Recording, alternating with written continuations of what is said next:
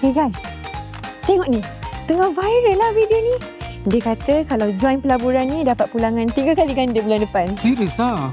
Wah, kalau betul kaya terus kita semua. Bestnya. Relax, itu deepfake je. Alamak, nasib baik tak terus percaya. Kalau tak habis duit. Deepfake ni nampak real tapi sebenarnya palsu. Orang boleh menggunakan muka atau suara tokoh terkenal untuk scam pelaburan, minta duit atau menjatuhkan maruah orang lain. Bahaya kan? Deepfake terbahagi kepada beberapa jenis. Jenis muka yang ditukar, suara tiruan, video palsu sampai scam pelaburan guna deepfake. Semua ni nampak real tapi fake. Wajib berhati-hati. It's happening now, sebab tu penting kita ambil tahu asas AI safety. Hati-hati balik nanti. Jangan percaya kalau tiba-tiba ada video saya ajak masuk skim cepat kaya.